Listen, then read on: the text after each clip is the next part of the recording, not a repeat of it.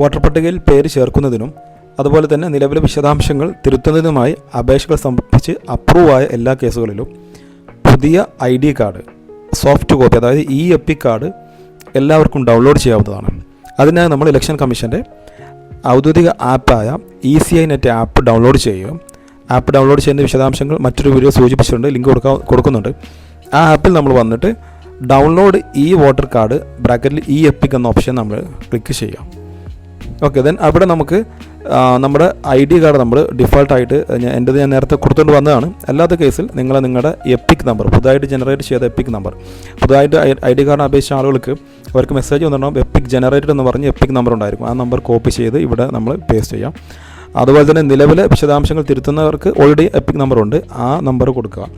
അതുപോലെ തന്നെ നിലവിലെ ID കാർഡുള്ള എല്ലാവർക്കും ഈ ഓപ്ഷൻ ഉപയോഗപ്പെടുത്തി തങ്ങളുടെ ID കാർഡിൻ്റെ സോഫ്റ്റ് കോപ്പി ഇതിൽ നിന്ന് ഡൗൺലോഡ് ചെയ്തെടുക്കാവുന്നതാണ്. അപ്പോൾ ഈ ആപ്പിലേക്ക് കയറുന്ന സമയത്ത് നമ്മൾ രജിസ്റ്റർ ചെയ്തിട്ടില്ലെങ്കിൽ ആദ്യം നമ്മൾ മൊബൈൽ നമ്പർ OTP കൊടുത്ത് രജിസ്റ്റർ ചെയ്ത് ലോഗിൻ ചെയ്യണം. ദെൻ നമ്മളിവിടെ എപ്പിക് നമ്പർ കൊടുത്തതിന് ശേഷം നമ്മൾ നമ്മുടെ സ്റ്റേറ്റ് കൂടി സെലക്ട് ചെയ്യാം. ഞാനിവിടെ കേരള സെലക്ട് ചെയ്തു. ദെൻ ഫെച്ച് ഡീറ്റെയിൽസ് കൊടുക്കാം. ഫെച്ച് ഡീറ്റെയിൽസ് കൊടുക്കുന്ന സമയത്ത് നമുക്ക് തൊട്ട് താഴെ നമ്മുടെ നിലവിലെ പേരും അതുപോലെ തന്നെ നമ്മുടെ ഡീറ്റെയിൽസൊക്കെ കുറച്ചുകൂടെ കാണാൻ പറ്റും. ദെൻ നമ്മൾ പ്രൊസീഡ് എന്ന് പറയുന്ന ഓപ്ഷൻ കൊടുക്കണം. ഈ സമയത്ത് നമ്മൾ മൊബൈൽ നമ്പറിലേക്ക് ഒരു OTP വരും. ഈ OTP ആണ് നമ്മളിവിടെ കൊടുക്കേണ്ടത്.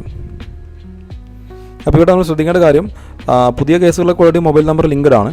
പഴയ ആളുകൾ ഡൗൺലോഡ് ചെയ്യാൻ ശ്രമിക്കുന്നെങ്കിൽ അവരെ മൊബൈൽ നമ്പർ ലിങ്ക് ചെയ്തിട്ടില്ലെങ്കിൽ നമ്മൾ ഇതേ ആപ്പിൽ തന്നെ നമ്മുടെ ഫോം 8 ഉപയോഗപ്പെടുത്തി അതിൽ നമ്മൾ കറക്ഷൻ എന്ന ഓപ്ഷൻ കൊടുക്കുക. എന്നിട്ട് മൊബൈൽ നമ്പറിൻ്റെ ഓപ്ഷൻ ടിക്ക് ചെയ്തിട്ട് മൊബൈൽ നമ്പർ കൊടുക്കുക. ഉടനെ തന്നെ നമുക്ക് OTP വരും. ആ OTP കൊടുക്കുന്നതോട് കൂടി തന്നെ നമ്മൾ മൊബൈൽ നമ്പർ ലിങ്ക്ഡ് ആവും. അതിന് ഈ അപേക്ഷ പ്രത്യേകം സമർപ്പിക്കണം അല്ലെങ്കിൽ സബ്മിറ്റ് ചെയ്യണമെന്നോ അതല്ലെങ്കിൽ നമ്മൾ വെയിറ്റ് ചെയ്യണമെന്ന് BLO വെരിഫൈ ചെയ്യേണ്ട ആവശ്യമൊന്നുമില്ല.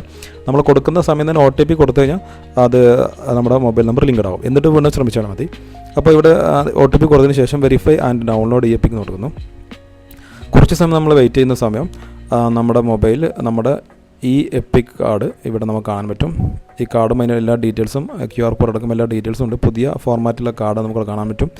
ഇത് നമുക്ക് സോഫ്റ്റ് കോപ്പി ഡൗൺലോഡ് ചെയ്ത് സൂക്ഷിക്കാവുന്നതാണ്.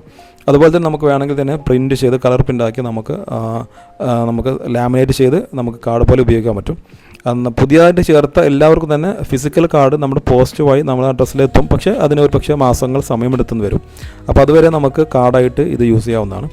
അപ്പോൾ ഇത്രയും വളരെ സിമ്പിളായ കാര്യമാണിത്. പക്ഷേ പലർക്കും ഇത് യൂസ്ഫുൾ ആയിരിക്കും.